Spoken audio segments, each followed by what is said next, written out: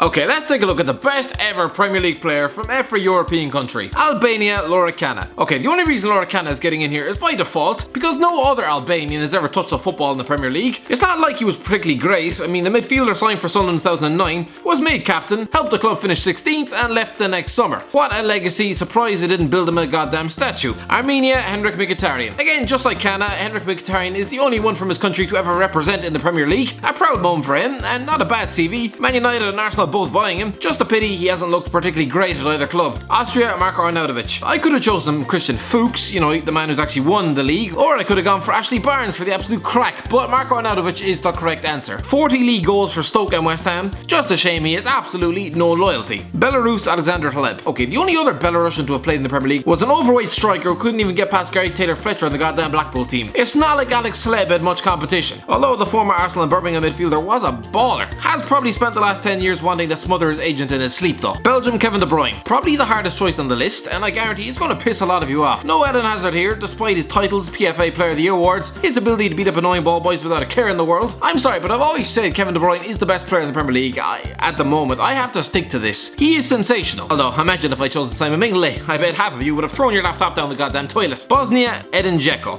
Without doubt, Edin Dzeko gets in here. A prolific goal scorer, he batted home 50 goals in 130 league games for Man City. Absolute quality. Bulgaria, Dimitar Berbatov. Another clinical marksman in Manchester, Dimitar Berbatov raped it up in the Premier League with an effortless touch, beautiful skill and ruthless finishing. Still to this day one of the best centre forwards in Premier League history. Croatia, Luka Modric. Okay, this fella's just won the Ballon d'Or. And yes, Newcastle once turned him down for being too small. Thank Christ the only one forced to listen to Dennis Wise anymore is his goddamn wife. Although even then, God give her strength. Modric was a wonderful midfielder at Spurs. Sorry Eduardo, Krankar and Lovren. Cyprus, Alexis Nicholas. Two Cypriots have ever played in the Premier League. I'm going with Alexis Nicholas, a midfielder who played twice under Claudio Ranieri at Chelsea during the 03-04 season. I'm going to be honest lads, I've never seen this man play, but if there's any Cypriots out there, please speak up now and tell me if I'm talking absolute horse bollocks. I probably am, and this fella's probably since retired and become a postman or something. Czech Republic, Petr Cech. Don't forget, a Czech Euro 2004 Golden Boot winner played in the Premier League. That was bizarre. Milan Baros was stuck in the back of Liverpool's cupboard and was suddenly being linked with Real Madrid and Barcelona. Petr Cech is the obvious answer though, winning a litany of trophies despite having his head smashed in by a clumsy Irishman. Denmark, Peter Schmeichel. No, Nicholas Bentner, not a chance. Get out of here. Peter Schmeichel is arguably the greatest goalkeeper to have ever graced the Premier League. 5 league titles later, he's getting in here. Estonia, Mart Poom. A third goalkeeper in a row, this fella was absolute muck. But hey, 120 caps for Estonia, he's probably a god in his home country. He spent a bunch of seasons in the top flight with Derby, then made a couple of appearances for Sunderland, then somehow ended up at Arsenal in 2005 when Arsene Wenger was having his midlife crisis. England, Alan Shearer. Come on then. Come at me. Nobody has scored more goals in the Premier League than this man. I'm choosing him, and I guarantee all of you are going to lose your shit. Faroe Islands, Gunnar Nielsen. Mart Poom, Gunnar Nielsen. I mean, I thought these players were supposed to be good. Gunnar Nielsen made one Premier League appearance, playing 15 minutes for Man City in April 2010 against Arsenal. It was literally his 15 minutes of fame. Now he's probably back in the Faroes mowing the lawn and looking after sheep or something. Finland, Sami Hyypiä. Finland have inflicted some absolute dross in the Premier League, but Sami Hyypiä was certainly not one. He spent a decade at Liverpool, leaving in 2009, and formed a rock-solid partnership with Stephen Henshaws and then Jamie Carragher. Solid. France, Thierry Henry. I hate to admit it, but Thierry Henry was a special player. When he was using his feet, anyway. Georgia, Georgi Kinkladze. Ask Man City fans about Georgi Kinkladze, and they probably won't have a clue, because most of them had season tickets at Old Trafford 15 years ago. Just kidding, City fans. Alright, of course you remember this wing wizard. He was the only ray of sunshine in an otherwise damp cloud of a team. He also spent 3 years at Derby County. Germany, Michael Ballack. Michael Ballack was probably slightly past his peak when he signed for Chelsea on a free, but he was still a top player for them, playing over 100 games, winning the league, 2 FA Cups, a League Cup, and let's face it, should have played in 2 Champions League finals. Gibraltar, Denny Higginbotham. Alright, he has 3 caps, he counts, alright? Despite having an accent more Mancunian than Liam Gallagher, the fullback has played in the top flight for Man United, Derby, Southampton, Sunderland, and Stoke, and was gloriously average at each and every one. Greece, Stelios Giannakopoulos. It must be tough being a winger in a Sam Allardyce team, so I'm gonna go and give Stelios Giannakopoulos a bit of credit. 20 goals in 137 games for a Bolton team who were very much more concerned about going out to punt the ball 50 yards onto Kevin Davies' head every single Saturday. It wasn't bad. Hungary, Zoltan Gira. Zoltan Gira has 26 goals and 97 caps for Hungary. The esteem he has held in that country is ridiculous. For God's sake, I was able to check into my hostel in Budapest last year, getting by simply by repeating this man's name over and over again. As soon as you mention Zoltan Gira, Hungarians will trust you forever. He was a good player for West Brom and Fulham. Good, not great, but it's Hungary, what do you expect? Something Rebel Wilson's husband must say about her 5 times a day. Iceland, Eidur Johnson. 26 goals and 88 caps. This man was out there playing in the Champions League for Chelsea and Barcelona when most of his international comrades were stuck at home playing each other on the PS4. Pioneer. Israel, Yossi Benayoun. I know what you're thinking. Israel aren't European. Well, They are, so shush.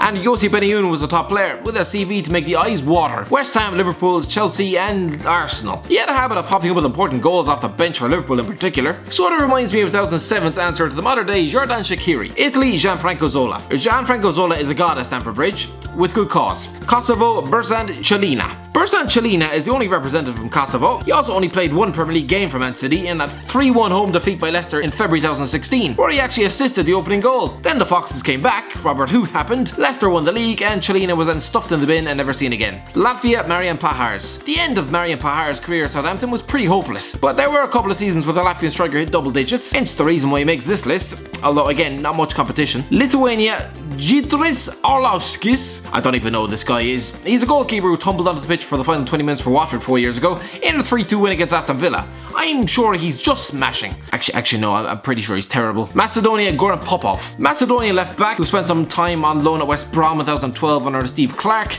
I mean, I guess he was alright. Malta, Dylan Kerr. What do you mean you've never heard of Dylan Kerr? This man is now 52 years old and is probably chilling on the beach of Valletta, telling all the honeys at the bar about the time he played Premier League football for Leeds United. You know, back before they were born. He was a defender back in the day, back in, 1992. He's since gone on to manage clubs in Tanzania and Kenya. What a fella. Montenegro, Stefan Jovetic. Stefan Jovetic wasn't great at Man City, but he did score 8 and 30. There were only 3 other Montenegrins, alright, and Stefan Savic was one of them. Netherlands, Dennis Bergkamp. Well, according to Chris Sutton, the answer would be Virgil van Dijk.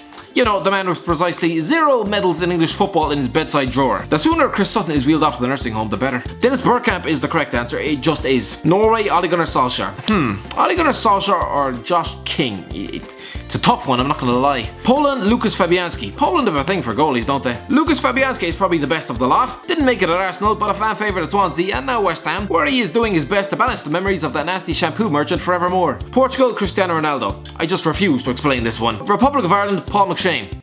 Christ no, I'd sooner nominate my dustbin. Roy Keane. I don't need to explain this one either. Northern Ireland, Keith Gillespie. Yep, this fella had his problems, but he was a good winger for Man United, Newcastle, Blackburn and even Sheffield United. Edges out Steve Davis and Johnny Evans. I mean, David Healy is a Northern Irish god as well, but as soon as he stepped foot in the top flight, he was weak as cat piss. Romania, Adrian Mutu. Adrian Mutu started at Chelsea like a house on fire. Turns out he was doing more than just taking a dump in the Stamford Bridge toilets. Still, the most talented Romanian to have ever played in England. Russia, Andrei Kanchelskis. Andrei Kanchelskis pretty much beats out Andrei Arshavin, purely for the fact that Arshavin turned into a bit of a wet sponge after the first 3 months. Kanchelskis was an exciting winger for the likes of Man United and Everton. Scotland, Darren Fletcher. He may have started his career by getting screamed at in the face by Rory Keane on a daily basis, but he actually ended up being a pretty important player at Man United, to the extent where fans were genuinely upset he'd miss a Champions League final. 4 years earlier, the same fans were practically jumping in front of buses once they heard he was announced on the team sheet. Serbia, Nemanja Vidic. Alright, so originally I actually forgot about Vidic and I put in Branislav Ivanovic. Thankfully, I remembered at the last minute, went back and am now redoing it. Otherwise, I would have had about 20,000 Man United fans searching for my postcode. Anyway, Vidic spent 8 years at Man United, and despite starting off like a 3-legged goat, he ended up a Premier League legend.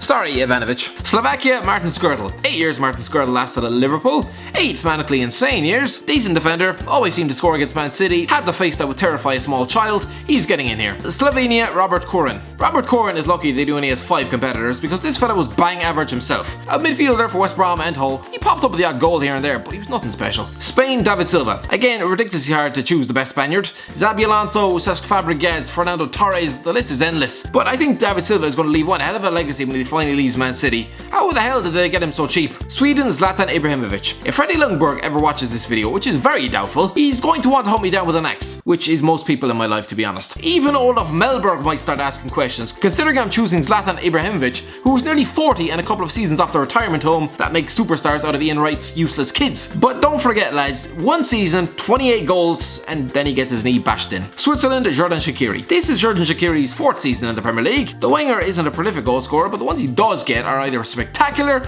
or saved for a special occasion. Isn't that right, Man United? Turkey, Tugay. Every now and then, there comes along a player who's far too good for their club, making you question why the hell that player is bothering with them. Tugay was one of those. 8 years at Ewood Park, threading through beautiful through balls to the likes of Jason Roberts and Benjani up front. it didn't make sense to me either. Ukraine and Shevchenko. It feels kind of weird to end this list on a Premier League flop, but for some reason this country just sends players who can't produce in England. I mean, if this was a company, you'd have reported them for faulty goods some time ago. Voronin, Rebrov, Luzhny and even Yarmolenko all arrived like expired yogurts. So even the £30 million Chelsea flop Shevchenko wasn't even as bad as that rotten picnic. He did score 23 goals for the Blues, let's not forget. Wales, Ryan Giggs. Gareth Bale is arguably a better player now than Ryan Giggs ever was. Just look at their records for Wales, but you can't argue with Giggs' record in the Premier League. Bale came good towards the end, but before he turned Mike on it to West Spaghetti, he was a mousy-haired left-back who was probably forced to sleep under the stairs. Giggs, on the other hand, has 13 league titles, and absolutely no relationship with his brother, but that's for different reasons.